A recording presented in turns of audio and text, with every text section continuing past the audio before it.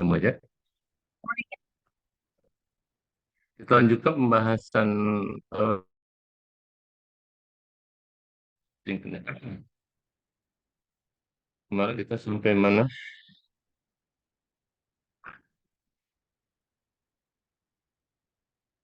Nah, ini ya, kita masuk ke sini ya. Uslub Kita bayan. ingin lihat usul bayani bahasa Al-Quran. Pertama berkaitan dengan ada beberapa, ada 6 masalah yang akan kita bahas ya. Yang dalam kalimatnya ini kita bisa dalam 76 ya. Yang pertama keseimbangan redaksi Al-Quran. Kemudian yang kedua keindahan nada dan lagamnya, kemudian yang ketiga ketelitian redaksi Al-Quran, kemudian yang keempat memuaskan akal dan jiwa, kelima keindahan dan padan makna, kemudian terakhir singkat dan padat. Dimulai dari keseimbangan redaksi Al-Quran ini juga ada 5 ya. Ini ini sebagian kecil, sangat kecil sekali berkenaan dengan masalah mukjizat baca Al-Quran. Ya, saya sering menganalogikan bahwa ilmu yang saya berikan ke PPT ini adalah hanya setetes ya, dari jari Anda yang Anda celupkan ke laut. Ya, jadi berikan setetes itu kecil sekali. Ya, dalam konteks ini luas pembahasan, tapi ini sebagai contoh keseimbangan redaksi Al-Quran. Ya, di sini kita ada 5 keseimbangan antara jumlah bilang kata dengan antonimnya, keseimbangan jumlah bilang kata dengan sinonimnya, keseimbangan antara jumlah bilang kata dengan jumlah kata yang menunjukkan kepada akibatnya, keseimbangan antara jumlah bilang kata dengan penyebabnya, kemudian keseimbangan-keseimbangan khusus pada kosakata tertentu. Yang kita lihat satu satu. Ustadz Afwan, slide-nya belum berubah, Ustadz. Kata dengan antonim. Di sini ada 3 contoh, ya, aja.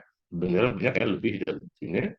Kata al-hayat, ya, kata hayat kehidupan dengan kata al-maut, lawannya adalah al-maut. Itu tertera di dalam Al-Quran sebanyak masing-masing 145 kali. Yang Anda harus pahami bahwa sekalipun di Al-Quran ini atau ulama yang mengkaji masalah ini dihitung katanya, ada petunjuk, ada iktibar yang dapat kita petik dari rangkaian-rangkaian redaksi bahasa Al-Quran ditinjau dari keseimbangan antonim ini. Ya.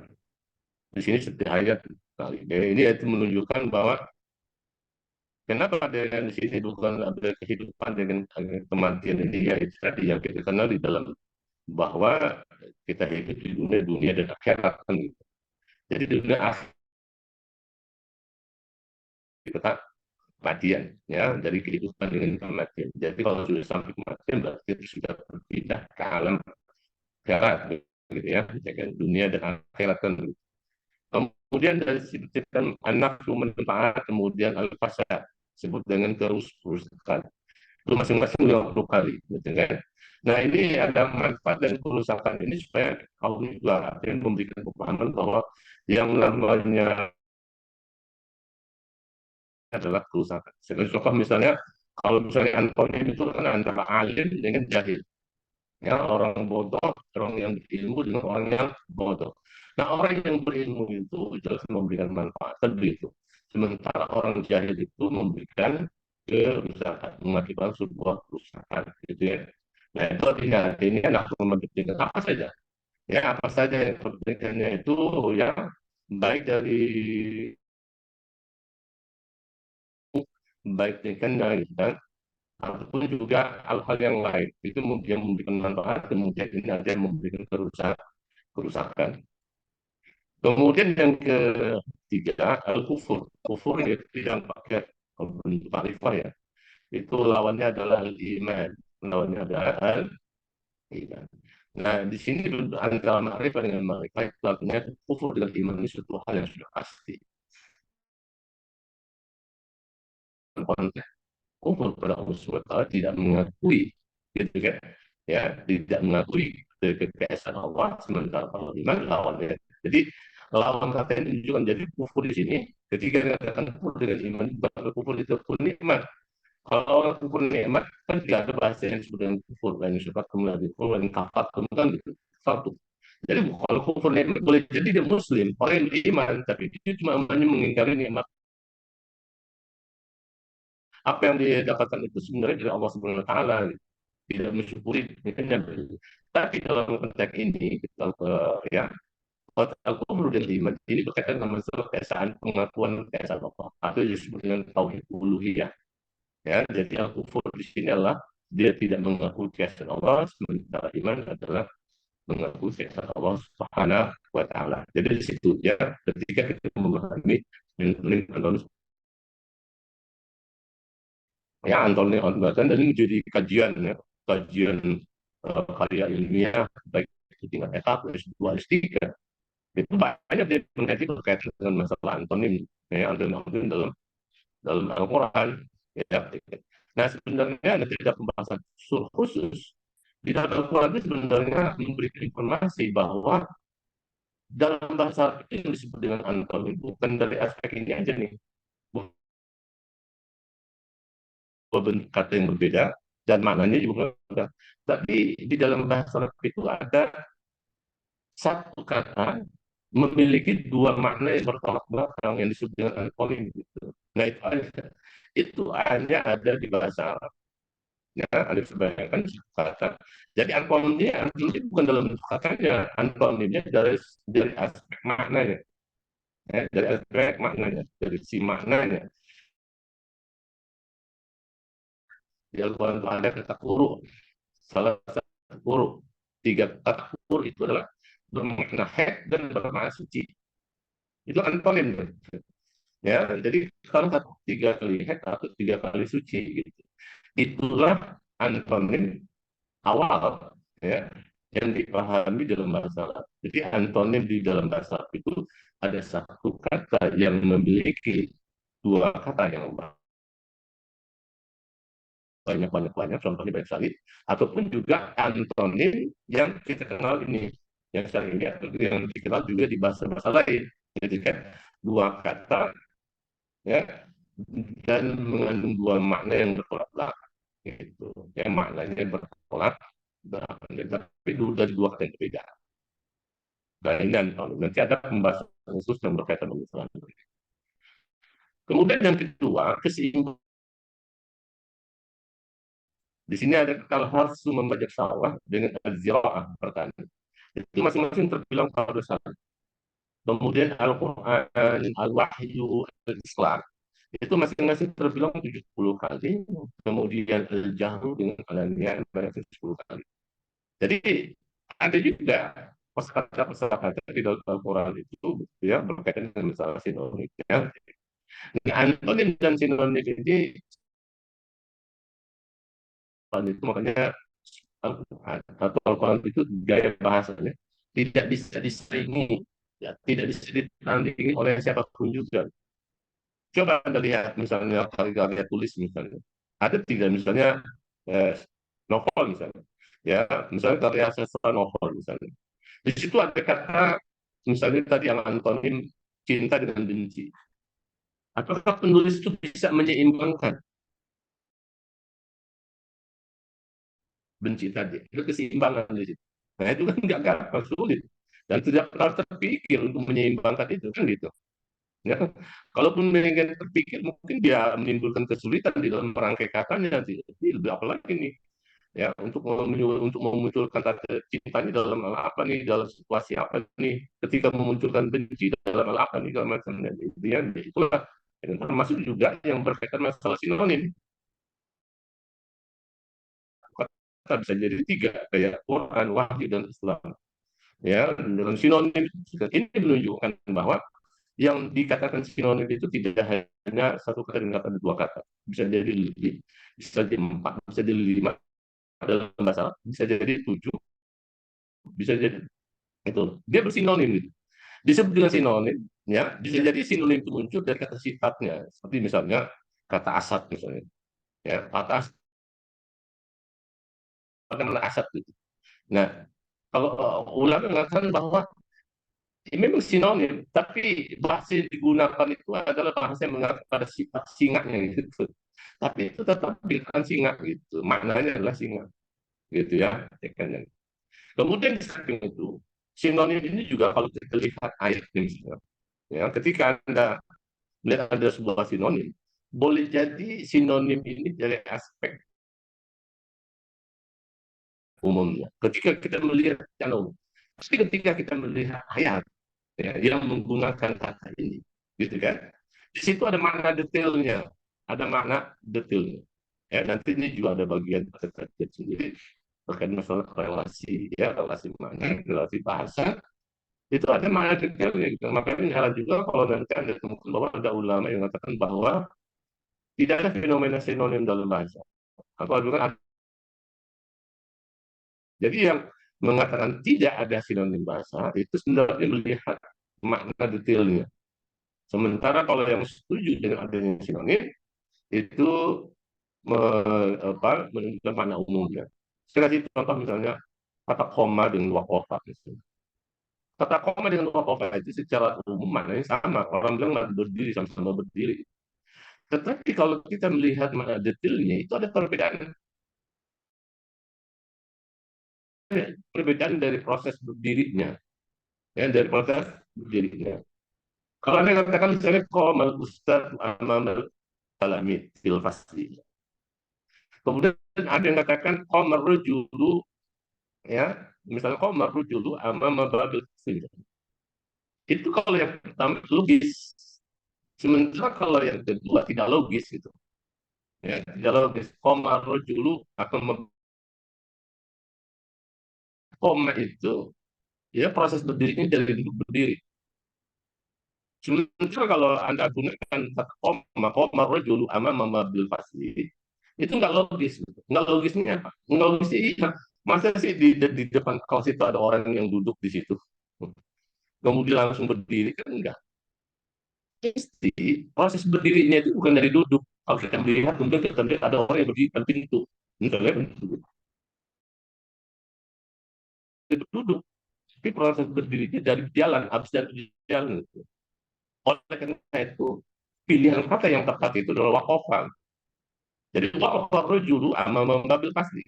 Kenapa? Karena proses berjalan. Jadi dia berjalan ketika sampai di depan ya depan pintu kelas, dia berhenti. Makanya gitu kan berhenti. Makanya kalau waqafa itu mempunyai makna berhenti juga.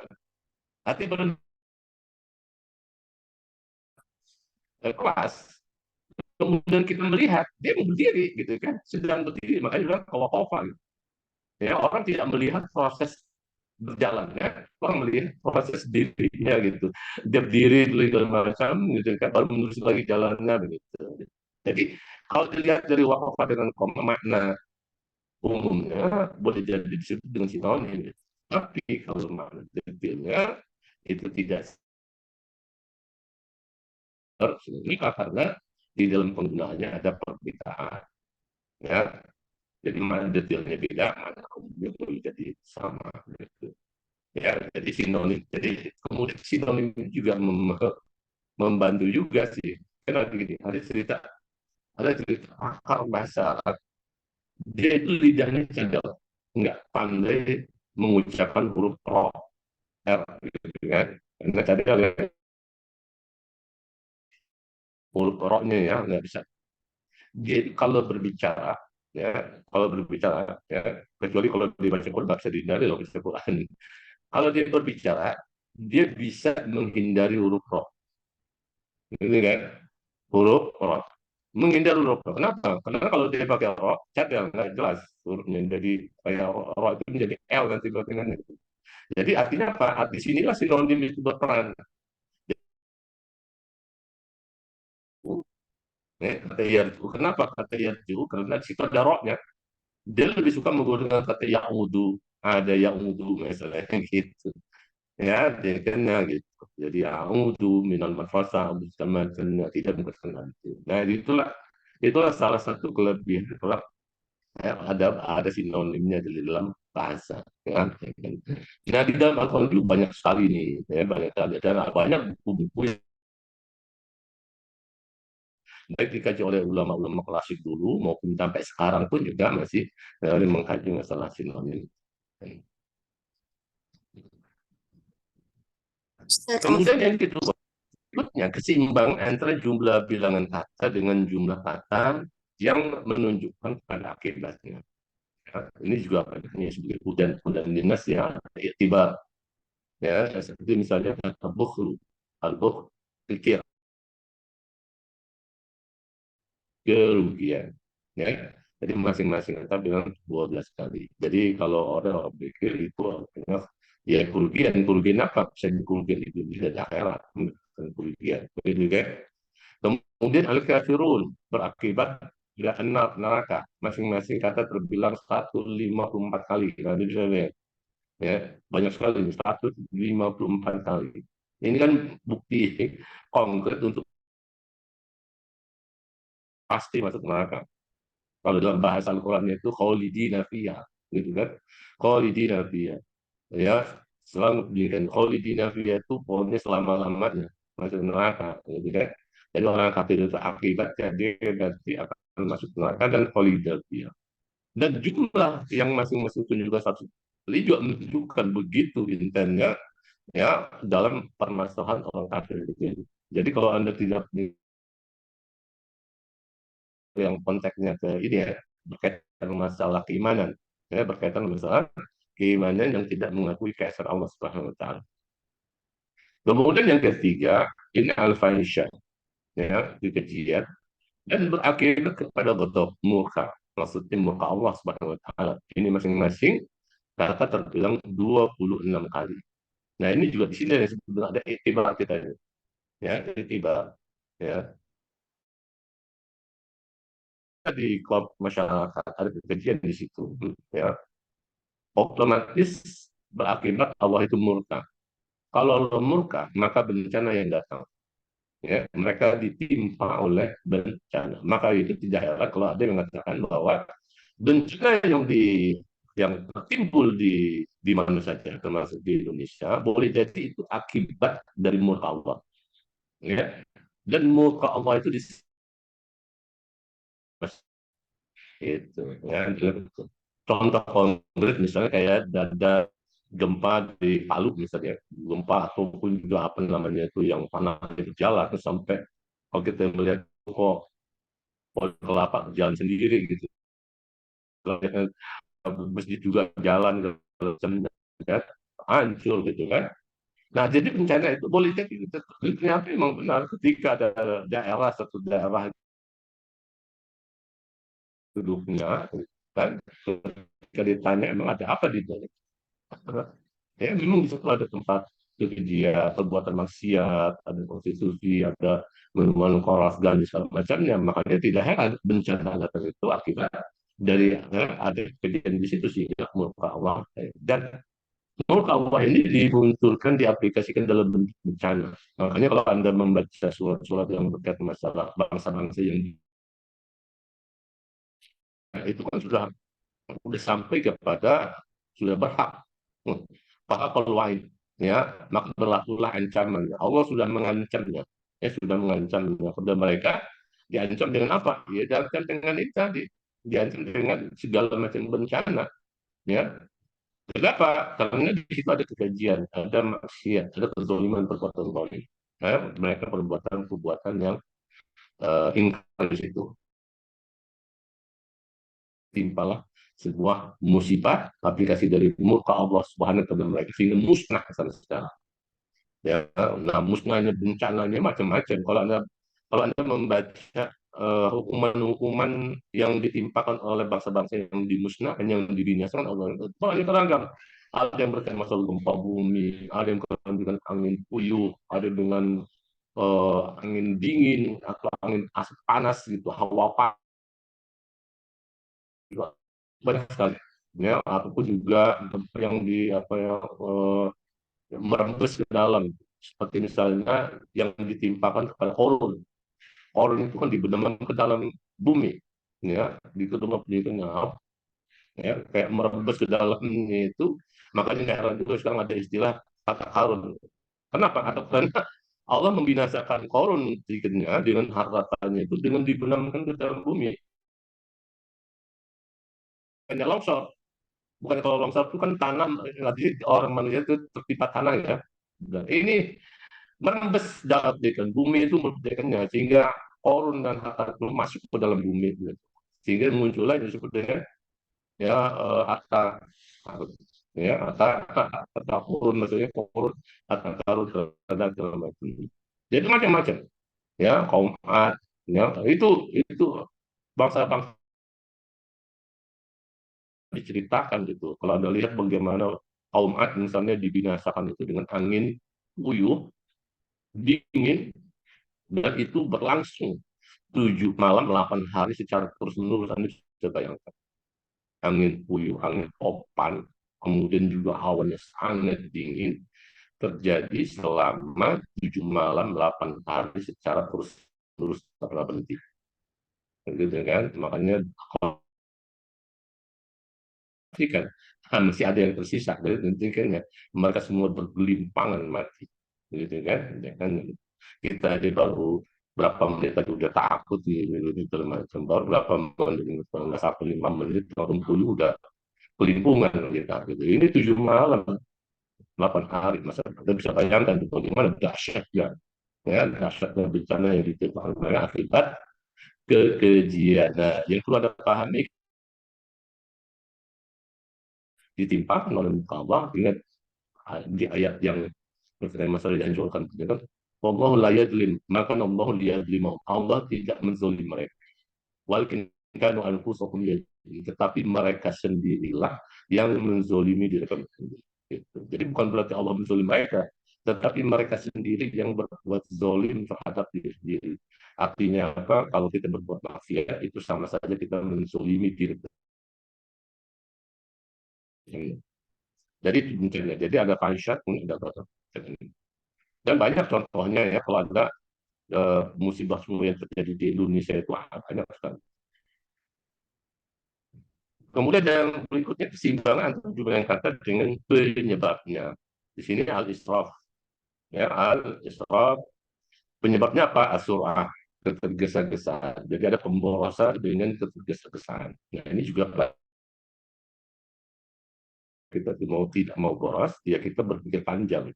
Boros itu kan kita beli semaunya kita gitu. Ya, baru melihat ini beli, melihat ini beli, melihat ini beli, melihat tanpa berpikir panjang, apakah yang kita beli itu kita butuhkan atau tidak. Gitu. Jadi kita berpikir sehingga tidak tercapai sebenarnya soft tadi. Ya, jangan tergesa-gesa. Ya, kan, ya. Nah, jangan syaitan. Bahwa ketergesa-gesaan itu bagian dari syaitan. Kemudian asrar akibatnya adalah hal-hal. Nah, ini kenyataan yang kita lihat sekarang atau kenyataan berapa selama ini di dunia yang namanya peperangan pasti ada tawanan. Tawanan itu diakibatkan karena di sebuah peperangan. Itu kan sejak zaman Rasul dan sampai sekarang itu. Kemudian yang ketiga salah kedamaian penyebabnya adalah atau ibadat kebaikan masing-masing enam Tuhan. Nah, ini juga sebuah pelajaran bagi kita. Kalau kita ya semua masyarakat itu harus menyebarkan kebajikan, harus melakukan sebuah kebajikan-kebajikan sehingga akan muncullah kedamaian di dalam kehidupan masyarakat. Bukan kemungkaran. Kalau kemungkaran kan justru malah mendatangkan murka Allah SWT. Nah, kemudian yang terakhir, ini keseimbangan keseimbangan khusus pada saat tertentu. Jadi, kata yomun ya, yang artinya hari terbilang 365 kali sebanyak jumlah hari-hari dalam satu tahun. Ya, 365 hari. 365 hari sejak tahun apa? Tahun Masehi atau tahun Hijriah?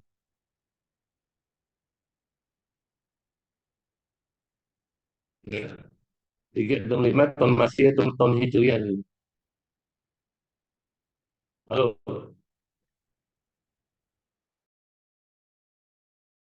Masih Ustaz. tahun Masehi. Tahun Masehi, alhamdulillah sini. Ya, ini informasi ini sudah 15 abad yang lampau sudah menunjuk kepada kita bahwa tahun Masehi itu satu tahun yang memang dinilai juga oleh Allah Subhanahu wa taala.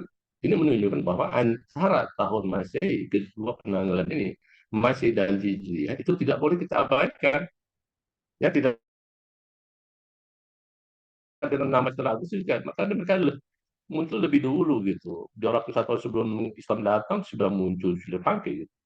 Tahun Masehi itu kan ya penanggalan berdasarkan peredaran bumi kita terhadap matahari kan begitu. Sementara kalau tahun Hijriah berdasarkan peredaran bulan terhadap bumi kita kan gitu. Dua penanggalan ini, dua sistem penanggalan ini kita butuhkan ya karena berkaitan waktu sholat ya kita sholat subuh tuh sampai segala macamnya gitu ya itu kan berdasarkan peredaran bumi terhadap matahari kan begitu jam-jam gitu ya, kita membutuhkan artinya apa kita membutuhkan peredaran ya dengan mengandalkan masehi kan gitu sementara kalau hijriah berkaitan juga dengan ibadah kita khususnya misalnya ibadah puasa berhaji gitu kan itu kan menggunakan penanggalan hijriah gitu. Jadi di dua penanggalan ini kita manfaatkan untuk beribadah kepada Allah SWT. Gitu.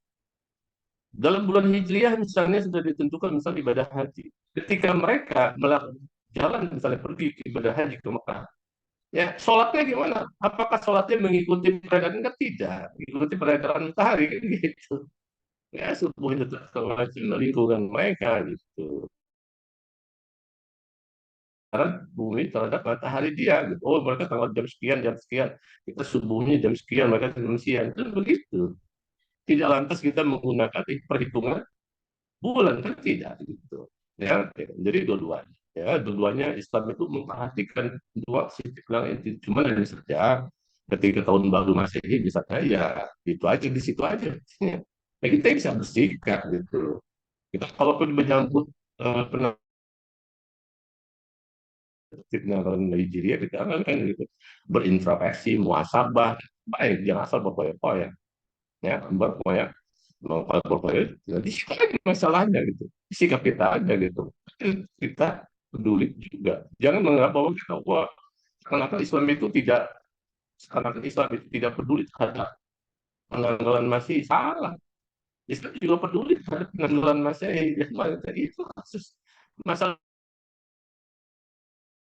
itu kan berdasarkan penanggalan Masehi gitu ya karena gitu ya jadi keduanya harus di Islam sempurnakan. Kemudian yang kedua anda lihat sini yang kedua itu kata yaumen atau ayam bentuk dua ataupun jamak itu berjumlah seluruhnya hanya 30 kali sebanyak hari-hari dalam satu bulan anda lihat ya kalau dilihat jadi Allah Subhanahu Wa Taala di dalam Al-Quran itu memilih tanggal 30 ini kan titik temu antara penanggalan Masehi dengan penanggalan Hijriah. Titik temunya kan di titik 30. Ya. Kalau Hijriah itu 29-30, kalau Masehi 30 dengan 31 kan gitu. Enggak ada 29 pun dalam kalau nggak bisa kalau dalam tetapi kalau Hijriah kan tidak ada sampai 31 tanggalan. Jadi yang diinformasikan oleh Al-Quran itu adalah titik temunya antara penanggalan Masehi dengan penanggalan Hijriah. Gitu. Jadi tanggal 30 itu ada di Masehi, tanggal 30 juga ada di Hijriah, sama-sama ada gitu. Ya, kalau 31 nggak ada di Masehi. Ya, di 31 tidak ada di Hijriah. Kalau 29 tidak ada di Masehi. Paling-paling di bulan Februari itu juga kadang-kadang ada tidak setiap tahun ada 29. Bisa juga 28. Kan gitu, samanya dua. Itu ya, kemudian yang ketiga, nah ini yang pernah sama-sama. Kata Syahrul bulan itu terdapat 12 kali ya. Namanya bulan kan 12 bulan. 1 tahun itu kan 12 bulan. Kan sama, mau hijriah, mau masih 12 bulan. Nah, itu menunjukkan. Jadi fenomena kosakata tertentu ini itu Allah sudah informasikan terlebih dahulu. Sudah 14 abad yang lampau sudah ada informasinya. Begitu ya. Sudah ada informasi. Dan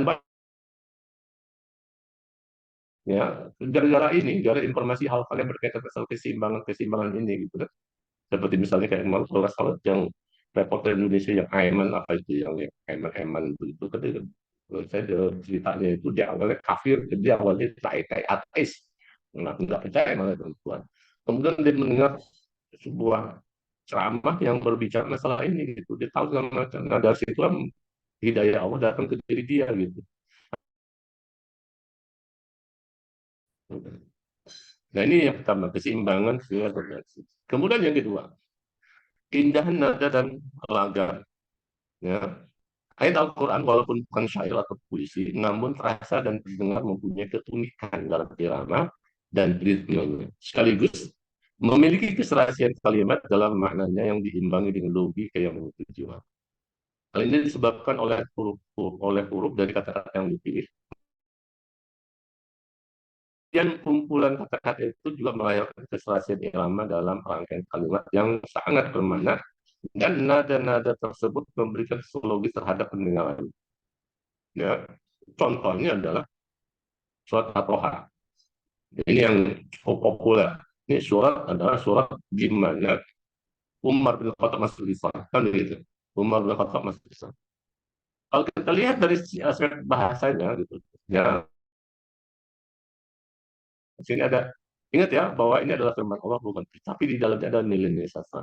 Ya, maksud nilai sastra itu tadi litashko, yaksha, mula, hadis tawang. Itu kan ada iram-iram yang stasi, ya, seperti yang didapatkan dalam syair, ya, dalam puisi-puisi Arab, kan begitu, ingat ya. Bukan hanya dalam situs ini, tapi Umar terpengaruh dari aspek hal lainnya juga, ya. Seperti misalnya pertama, udah tahu dong ceritanya gimana kan, ya, ya ceritanya itu ya Umar ketika ingin mendatangi Rasulullah di tengah jalan, ingin membunuh Rasulullah di tengah jalan bertemu dengan seseorang yang mengatakan bahwa ngapain kamu Muhammad, keluarga kamu dulu tuh udah ada yang masuk Islam kan gitu. Adiknya gitu langsung beralih ke rumah adiknya. Ketika rumah adiknya ada mendengar, ada membaca, kemudian dia masuk, ya dia masuk kemudian dia ingin melihat apa yang disuruh wudhu gitu kan. Kemudian ketika dibaca di sini kata toha, dimulai dengan kata toha. Dari kata toha saja Umar sudah terkena psikologis, ya. Uh, dari mana dengan psikologis? Jadi kata toha, kalau kata toha itu kan kalau anda baca terjemahan Al-Quran itu diterjemahkan Hai Muhammad, diterjemahkan kepada Hai Muhammad. Tapi ketika Umar bin Khattab tidak belum beriman, ya, kata orang Umar bin Khattab sangat memahami istilah atau diksi toha ini, yang sering digunakan oleh bangsa Arab. Ya, jadi kata toha inilah kata diksi yang berasal dari kabilah Toib, ya, atau Toib. Itu kabilah Toib itu untuk memanggil seseorang, tetapi orang itu tidak menyaut panggilannya, ya, gitu, ya. Jadi kata toha itu memang diksi untuk memanggil seseorang yang dipanggil nggak nyaut-nyaut, baru pakai toha baru dinyaut gitu. Nah, makna seperti itu. Jadi ketika kata toha, Umar nggak memahami Muhammad. Justru kata toha itu kan memanggil dirinya, gitu. Memanggil dirinya untuk mengajak masuk Islam. Kata toha udah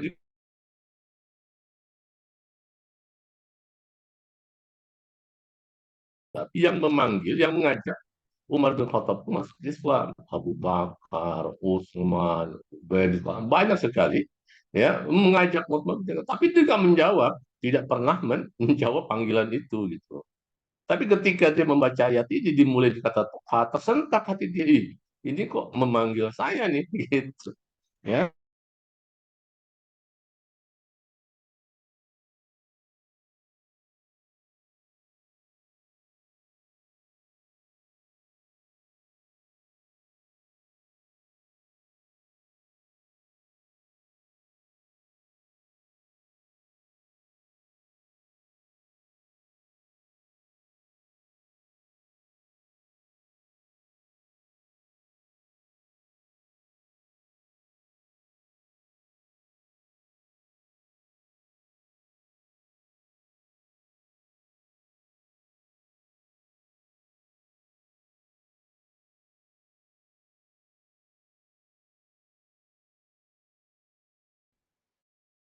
Jelas ya.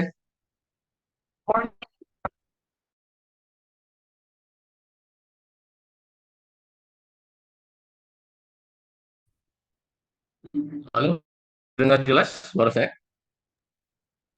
Jelas, Ustaz. Dengar ya, jangan. Jadi saya melihat sini, ya. Jadi ayat yang dibaca setelah kata Toha ini manzalna alaika, kata alaika, ketika Umar bin Khattab membaca alaika itu bukan ditujukan kepada Nabi Muhammad, ini ditujukan pada dirinya gitu loh. Ngerti kan? Jadi ketika Toha itu dia memanggil dia, kemudian ma'anzalna alaikal Quran yang kami tidak turunkan Al-Quran ini kepada kamu, Umar, litasqa, kan gitu bahasanya gitu. Litasqa untuk menyesatkan kamu gitu kan. Illa tadzkiratan liman kecuali untuk mengingat bagi orang yang mereka taat. Jadi dengan kalimat-kalimat pilihan-pilihan kata dan kalimat yang ada di sini rangkaiannya itu justru malah tafsir. Makanya tidak heran juga ayat ini menjadi penyebab masuknya Islam Umar bin ya, di sini karena situ ada keindahan dan Allah masuk juga ada berkaitan dengan masalah makna yang digunakan dalam Al-Quran. Kemudian yang berikutnya ketelitian redaksi Al-Quran. Ya, sini wajah ujala sam'a wal absar wal afidah. Nah, kemudian dari apa waja'alna lakum sam'an. Quran ada pahami bahwa ini ada tiga diksi kata. As-sam wal absar wal afidah. Ya. As-sam wal absar wal afidah ini adalah tiga piranti yang diberikan Allah kepada semua manusia. Semua manusia ini ada sam-wal absar wal afidah. Yang menarik dari tiga rangkai ini terulang sebanyak lebih dari ada 12 kali terulang. Ya, 12 kali terulang di dalam yang menariknya dari 13 dari 12 kali terulang itu Allah tidak merubah urutannya dan juga tidak merubah bentuknya. Tidak merubah. Urutannya selalu as-sama dulu, kemudian baru al-absar, kemudian juga al-afidah. Bentuknya juga nggak dirubah. Asal al-muhrad, sod dan afidah jamak. Mat, ya. Tiga rangkaian ini, selalu muncul tiga rangkaian ini. Semuanya itu dalam bentuk mufrad. Semuanya dalam bentuk mufrad. Sam'un wal basar wal fuad begitu bahasanya. Sam'an wa basar wal fuad begitu itu konteks ayatnya adalah konteks meminta pertanggungjawaban dari tiga piranti ini. Jadi semua manusia itu akan diminta pertanggungjawaban terhadap soal akidah. Jadi apa yang kamu dengar itu akan diminta pertanggungjawaban. Apa yang kamu lihat itu pun juga akan diminta. Apa yang akidah, apa yang kamu pikirkan dan aku katakan itu juga akan diminta pertanggungjawabannya. Itu Allah menggunakan pakai bentuk mufrad semuanya. Kemudian ada urutannya ganti juga ada saya, ya urutannya berubah dari belakang, ya ayat yang mengecam, ya mengecam manusia yang tidak memanfaatkan tiga alat piranti ini, ya itu ayatnya berbunyi begini, laqad dara'na li jahannam minal jinni wal ins, aku isi neraka jahanam dengan jin dan manusia. Urutannya lahum qulubun la yafqahuna biha, mereka dari qulub layak fauna pakai akidah tapi berubah kata menjadi kolbun kayak puluh mereka ya, tidak berarti layak fauna berkaitan masalah ya popik ya itu memahami sungguh-sungguh mereka punya hati tapi tidak dimanfaatkan untuk memahami tanda-tanda kekuasaan Allah Subhanahu wa taala. Kemudian berikutnya walaupun ayun, nah ayun la yusiruna nabi, mereka punya mata. Jadi ada diksi yang mengarah kepada fisiknya dan diksi yang mengarah pada fungsi fisiknya itu ayun, fungsinya adalah yusirun. Mereka punya mata tapi tidak dimanfaatkan untuk melihat atau mengamati tanda-tanda perusahaan Allah SWT. Kemudian lahum adanun, nah adan, ya udun, sama dari udunun telinga, lais mereka tidak menyimak, ya tidak mendengar apa yang jadi punya telinga tapi tidak dimanfaatkan untuk mendengar tanda-tanda perusahaan Allah SWT. Mulai kal an'am, nah Allah mengatakan piranti ini disebut seperti al-an'am, seperti binatang ternak, an-an'am. Gitu kan. Balhum adol, bahkan lebih sesat. Ulai kaum ghafilun, bahkan dicap oleh Allah sebagai orang yang lalai karena tidak memanfaatkan tiga alat bukti. Nah, ini ya, kenapa disebut contoh dari teliti redaksi? Karena teliti sekali ini. Ini ayat yang disebut dengan tiga ilmu bahasa. Kita bisa aspek dari ilmu sosiologi, kita bisa aspek dari ilmu kepemimpinan, kita bisa lihat dari aspek ilmu kedokteran, ya, dari kedokteran segala macam. Jadi banyak sekali pendidikannya. Kemudian kita lihat juga dari bentuknya, segala macam. Ini juga dari aspek kenyataan yang kita lihat, ya, kenyataan yang terlihat di lapangan yang mengatakan bahwa manusia itu berbeda-beda. Ini dari sini informasi itu bahwa manusia itu tidak mungkin satu pendapat, pasti berbeda. Di sini kita lihat sini dari bentuk ini, lihat sini. Kenapa samaan itu dari bentuk mufrad misalnya, ya, bentuk mufrad, ya, karena ya Anda seperti misalnya sekarang menyimak mendengarkan saya, itu sama, semua sama, selama telinganya sehat, itu sama saja. Posisi Anda nggak ada perbedaan. Perbedaan itu ketika sudah masuk pada aspek absor, ya, aspek inilah yang ini ada melihat, mengamati, banyak macam. Gitu. Jadi ketika nanti kalau dibuka atau pertanyaan atau diskusi, itu pasti berbeda-beda. Satu melihat dari kacamata ini, satu melihat kaca ini, satu melihat macam gitu. Jadi itu menunjukkan kata abstrak bentuk damai ini menunjukkan bahwa manusia tidak ada yang sama. Ya, tidak, bahwa kalau kamu menginginkan semua manusia ingin berpendapat sama dengan kamu, itu adalah tujuan yang tidak mungkin akan tercapai. Ya, tidak mungkin itu benar itu. Ya, pasti ada yang berbeda. Ya, begitu juga sampai kepada akidah, gitu kan, sampai kepada akidah. Apabila juga itu apa yang kamu rasakan, apa yang kamu pikirkan, apa yang kamu itu berbeda-beda. Nggak bisa semua orang. Nah, nah, jadi tiga ya, piranti ini. Kemudian kalau lihat dari aspek misalnya di sini misalnya urutan, dan urutan begitu juga. Dan urutan kenapa ini sangat dulu diucapkan baru Amsal. Rupanya itu terbukti dalam yang dipahami oleh ulama pakar ini kedokteran, khususnya dari aspek yang dokter yang selalu perhatikan janin, perkembangan janin di dalam rahim ibunya itu, dia mengetahui secara keilmuan, secara aspek ijazah ini mukjizat ataupun dari aspek ilmu. Dan itu sudah terbukti dengan hadis yang disampaikan Rasulullah itu, bahwa penciptaan pendengaran daripada mata itu lebih dulu pendengaran yang diciptakan, ya, lebih dulu. Mungkinnya begini, kalau di dalam hadis itu kan informasi begini, bahwa kamu itu berada di dalam rahim ibu. Nutfah itu artinya cairan yang sudah menyatu antara laki-laki dan perempuan itu selama 40 hari. Penciptaannya sempurna. Ya. Ketika sudah sampai 40 hari itu berubah bentuk menjadi alaqah. Alaqah itu segumpal darah. Ketika posisi segumpal darah itu juga penciptaannya 40 hari sempurna. Berubah menjadi mudghah. Mudghah itu segumpal daging, gitu kan? Gumpal daging itu pun juga 40 hari. Jadi nutfah 40 hari, alaq 40 hari, mudghah 40 hari, jadi semua adalah 120 hari. 120 hari itu menunjukkan 4 bulan. Ya, 4 bulan. Setelah sampai kepada mudghah tadi, Allah mengirimkan malaikat ke dalam rahim ibu, di situ dicatat ajalnya, ya, rezekinya, kehidupannya, segala macam dicatat. Kemudian setelah itu Allah meniupkan ruh, sehingga umur 120 hari itu janin itu hidup, sudah mulai hidup karena sudah ada rohnya.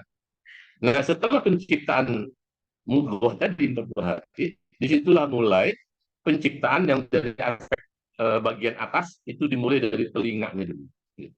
Telinga itu diciptakan pun juga selama 40 hari. Jadi 40 hari 120 hari pendidikannya itu sampai 50 bulan lebih kan gitu. Ya. 5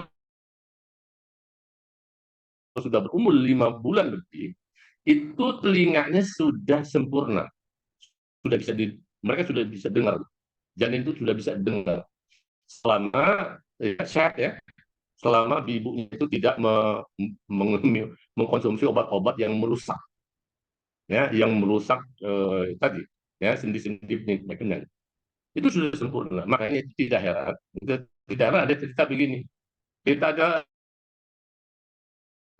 menghafal Al-Quran, ya khususnya misalnya surat Al-Kahfi.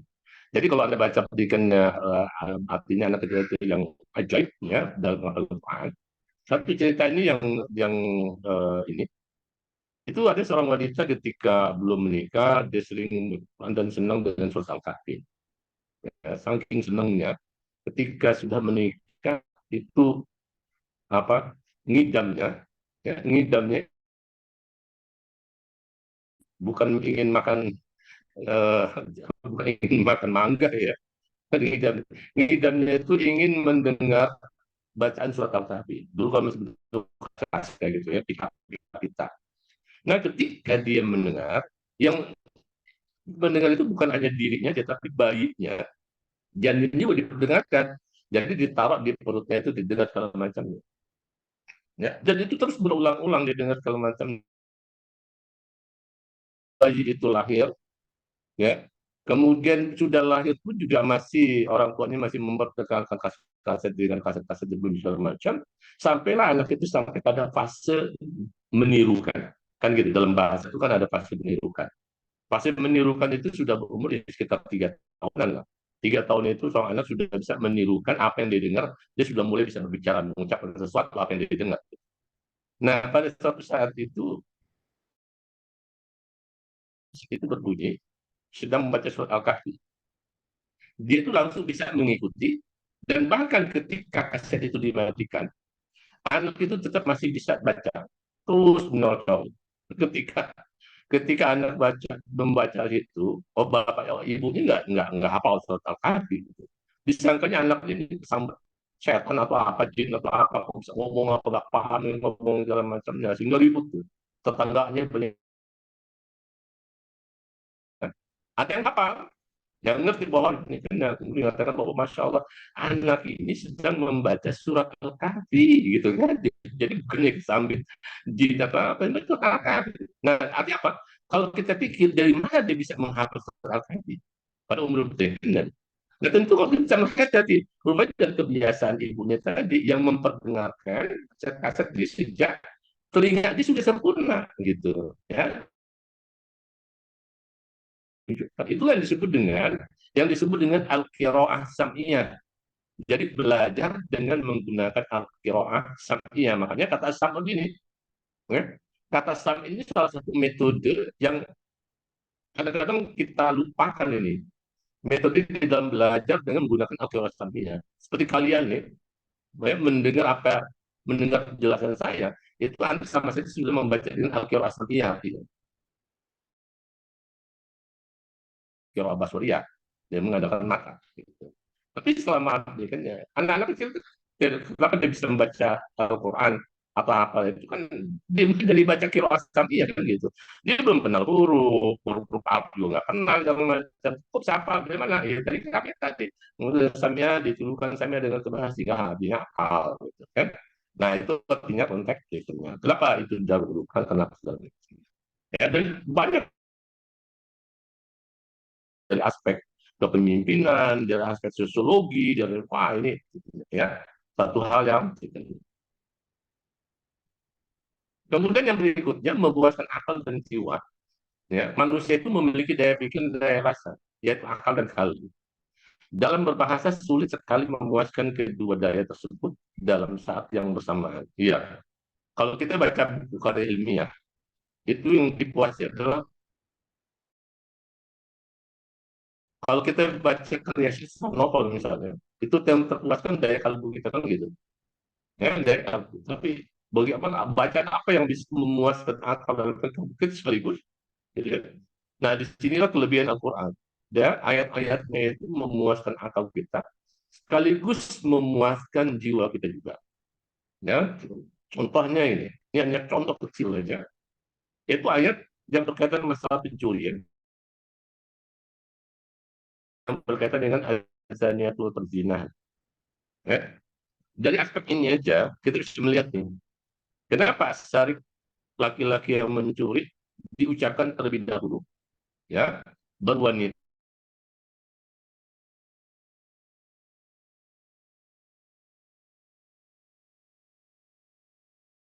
Bisa pahami secara logika, ya, dan nanti kita juga puas, kita bisa lihat kenyataan di lapangan ini itu kalau di dalam kasus pencuri itu lebih banyak domisili laki-laki kan begitu, ya, benar. Sementara kalau kasus pencurian bukan domisili perempuan, lalu kalau mereka berdua, tetapi disebabkan, nah ini ya, disebabkan karena terbukanya wanita kan begitu, ya, kenapa dikenal? Bukan berarti mungkin ya, tapi dikenal. Maka dia itu di dalam Al-Quran itu yang dikatakan bahwa dihiasi seseorang itu dikatakan dari hubus syahwat minan nisa. Kalau dikatakan zina itu ada yang mengatakan bahwa siapa yang menghiasi hubus syahwat minan nisa, cinta kepada wanitanya. Kalau syaitan itu berarti bisa jadi wanita itu dijadikan alat untuk menarik laki-laki dalam perbuatan kan begitu, ya, menjadi tali min habail, kalau di dalam ayat Al-Quran itu min habail syaitan gitu ya. Ini salah satu. Makanya tidak heran juga kalau azaniyah itu kan disebut di awal. Kemudian kalau kita hubungkan dengan hukuman, ini di sini ada majas, majas akli. Majas akli itu adanya di nisbah, ya, seperti misalnya makan siang. Ya, ini Anda belajar majas ini pasti bisa ingat kan? Kalau makan siang itu majasnya bukan ada di, tapi ada di nisbah. Nisbah kata kerja makan dinisbahkan ke siang. Ya begitu. Ya, majas ala zamaniyah. Nah, sementara ini di sini juga ada majas akli. Kata asarikah itu dinisbahkan dengan hukumannya, faktor itu. Begitu juga azaniyah itu dinisbahkan dengan hukumannya, didera atau derajat. Nah, alakohnya apa? Alakohnya tiba di makanan. Nah, kata itu artinya apa? Artinya pencuri itu sudah sampai kepada tongkrongan, dilihat dulu benar terbukti nggak bahwa pencuri itu sudah sampai kepada hukuman potong tangan. Jadi dilihat di situ, ya, dilihat kalau memang terbukti potong tangan, kalau memang tidak terbukti, maksudnya terbukti potong tangannya itu di situ ada nisab, ada batas, ada tujuan dan mencuri apa. Kalau misalnya batas nisabnya hanya mencuri sepeda, jual karena kelaparan, nah itu juga karena tujuan mencuri itu karena dia menghindar kelaparan misalnya. Itu tidak sampai potong tangan kalau itu macam itu. Ya, jadi yang dipotong tangan itu adalah orang yang mencuri memperkaya dirinya, memperkaya orang lain. Jadi juga yang dicurinya itu besar, sangat besar sampai triliunan misalnya. Nah itu bisa sampai potong tangan itu begitu. Kalau bikinnya, tapi itu pun juga harus melalui sebuah peradilan. Ayat ini Anda harus lihat secara kontekstual, nggak boleh dilihat secara tekstual. Jadi orang-orang yang melihat ayat ini secara tekstual, kemudian langsung mengatakan bahwa hukum Allah kejam, masa mencuri aja potong tangan. Anda harus memahami ayat ini secara kontekstual. Apa maksud kontekstual? Bahwa di dalam menerapkan hukum ini harus ada peradilan yang adil.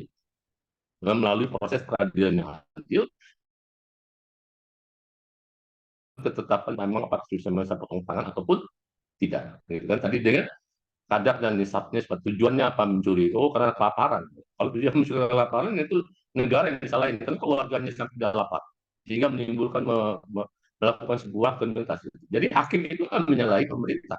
Akan negara, kenapa kok pemerintah masih ada tidak memperhatikan warganya sampai timbul kelaparan, sehingga dibuat kemungkinan. Jadi yang disalahkan bukan dia mencuri. Jadi yang bikinnya potong tangan, maka itu tidak sampai potong tangan gitu. Ya, potong tangan itu gitu. Kemudian ada faktor idea mah. Kata faktor idea pun juga bukan berarti potong tangan seluruh tangan, tidak. Ya, ini di sini ada majas mursal. Majas mursal. Yang diucapkan idea humakul, tapi maksudnya adalah bah, gitu kan? Maknanya ala kulliyah. Ya, ala Jadi dipotong di antara ini asal pergelangan aja, dan itu hanya satu tangan aja, tangan kanan atau tangan kiri. Di pergelangan, ya, dipotong itu pergelangan.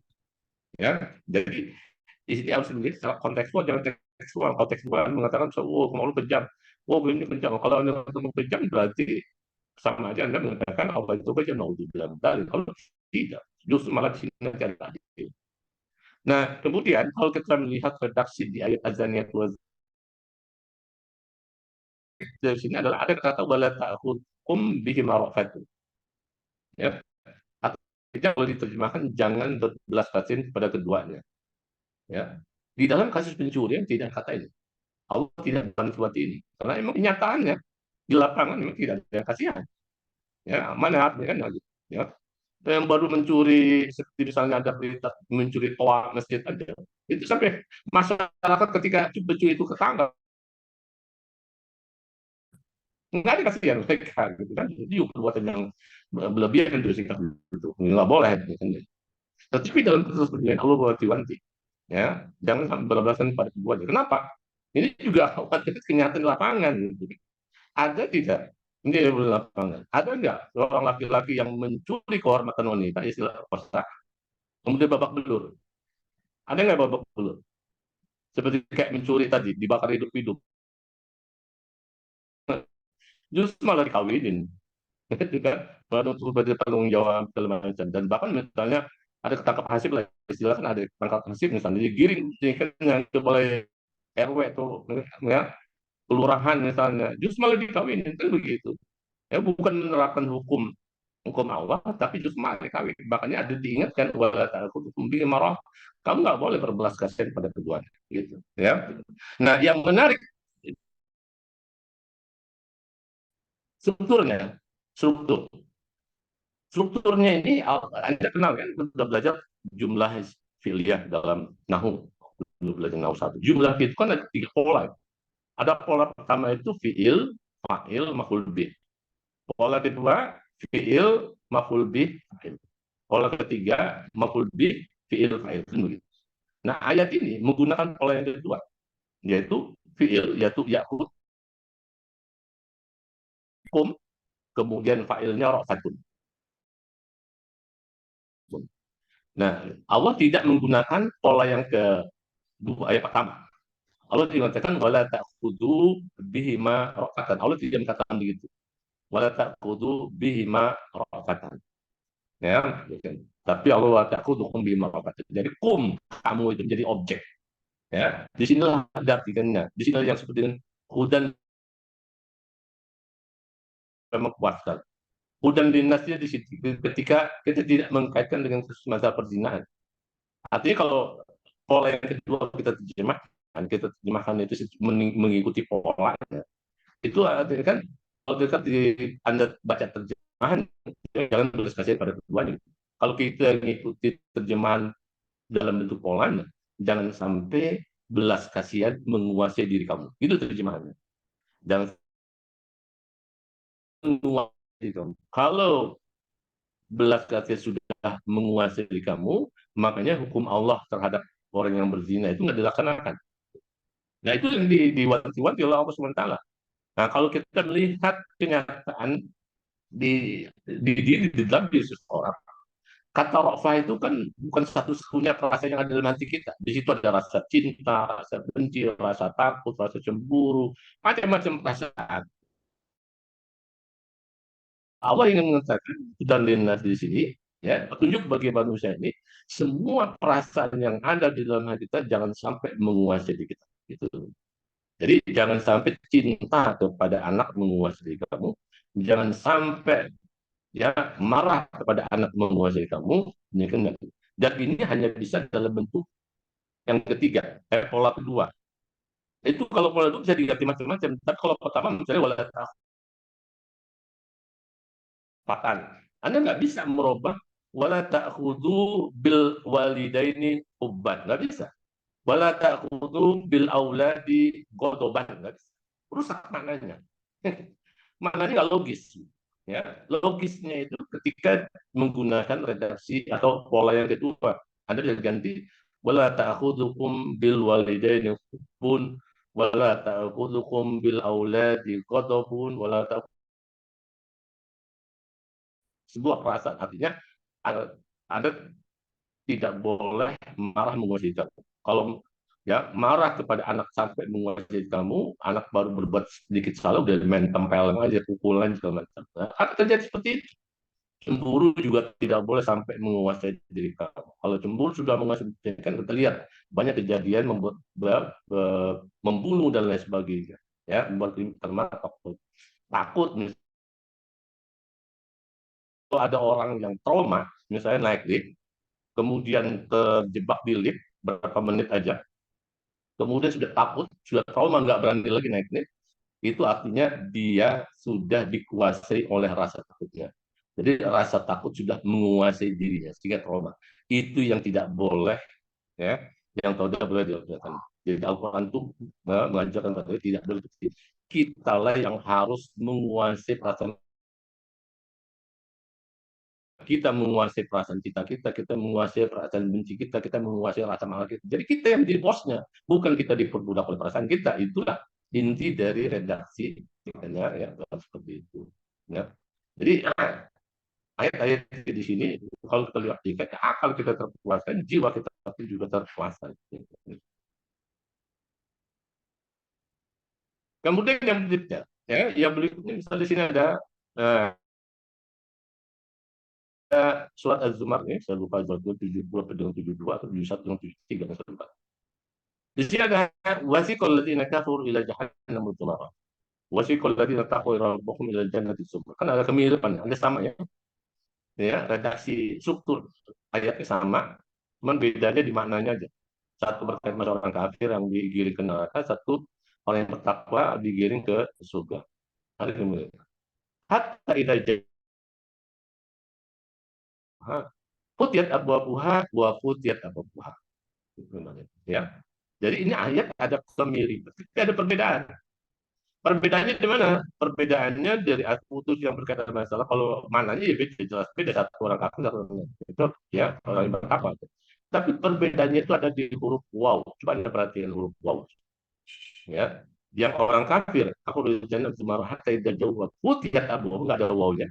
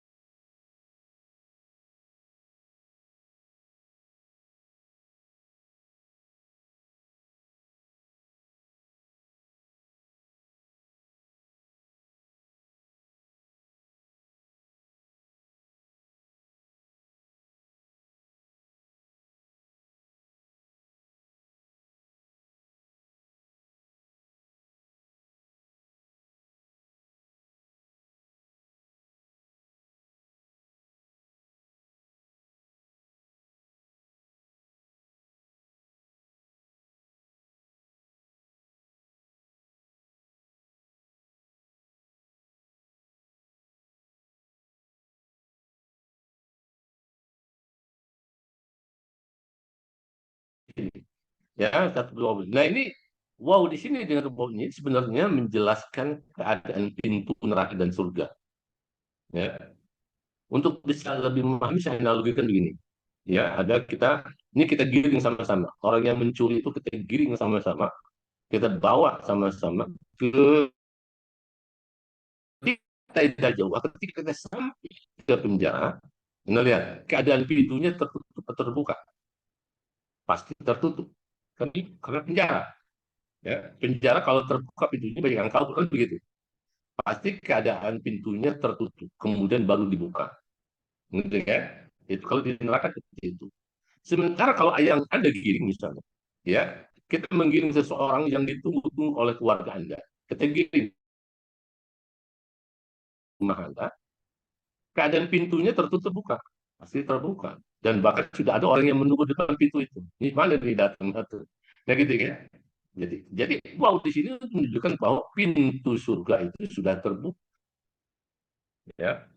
pintu surga yang terbuka tidak pun juga nggak ada yang mau keluar. Orang yang di dalam nggak keluar kan gitu.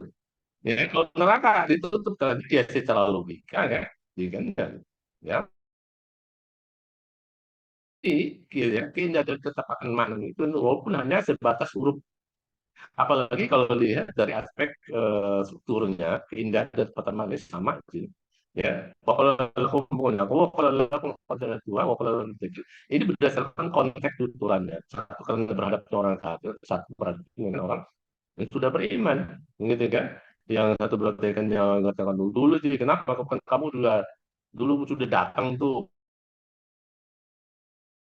peringatan segala macamnya bahwa kamu akan mendapat gini-gini gitu kan. Sementara kalau ini adalah suatu ucapan kesejahteraan bahwa mereka ya kan, keadaan baik dan mereka akan selama-lamanya berada di surga. Kemudian yang terakhir, nah yang terakhir ada singkat dan padat. Kalau kita berbahasa, ingin mengungkapkan suatu makna yang baik, berimbas pada kata dan kosakata yang banyak pula kan gitu. Kita ingin banyak, ya tentu kalimat dan kata dan kalimatnya juga akan banyak. Nah, akan bagaimana ya kita ingin mengungkapkan makna yang dalam, yang banyak, tapi dengan kalimat yang simpel, sederhana, singkat, padat. Nah, inilah makanya juga salah satu Al-Quran yang tidak bisa ditiru. Ya, contohnya adalah ini. Walaupun fil qasasiyya ulil albab lalu walaupun fil saya.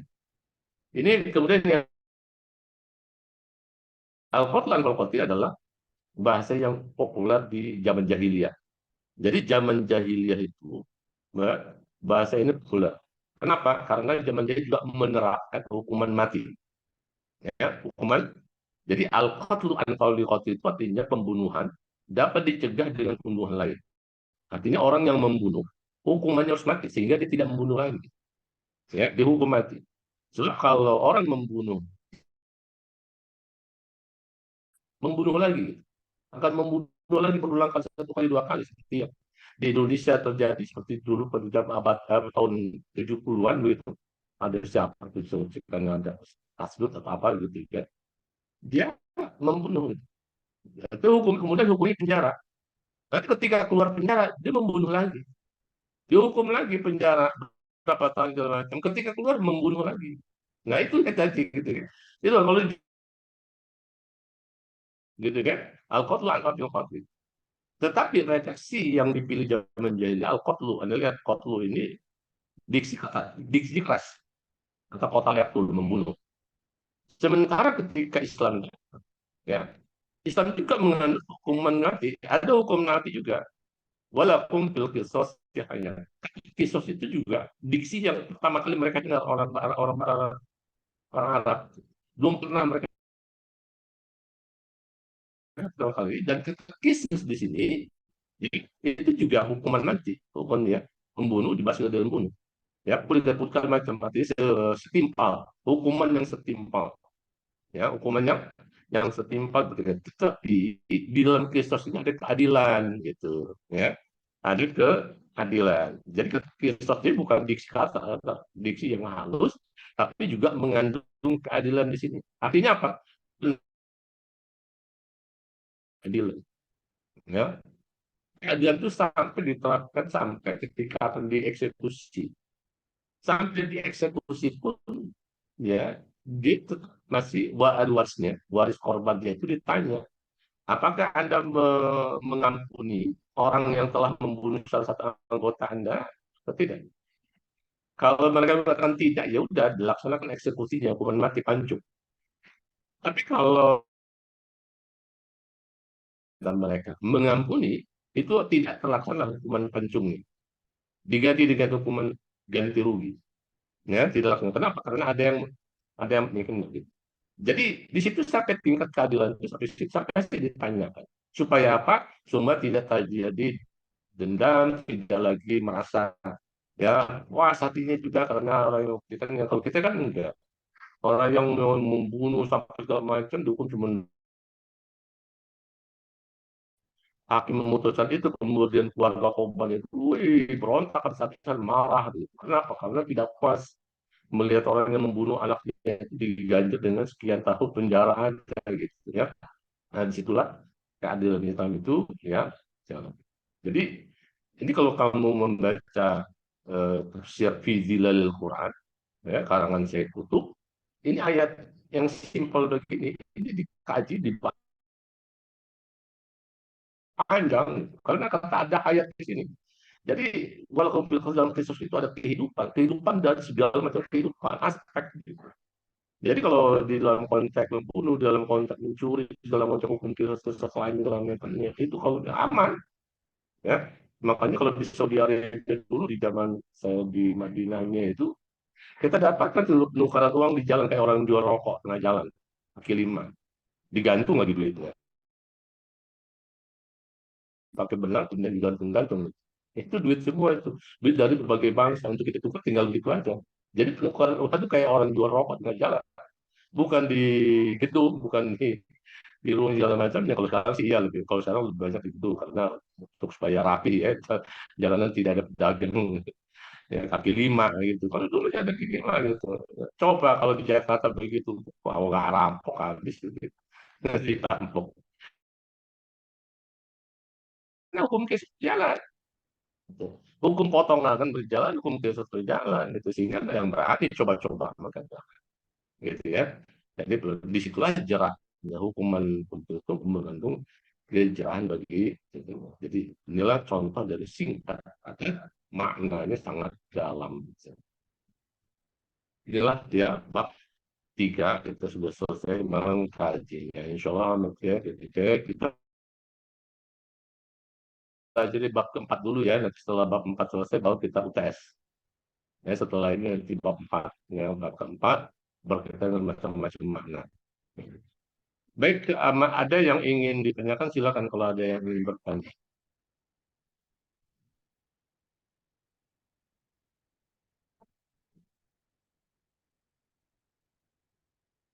Silakan kalau ada yang bertanya. Udah paham?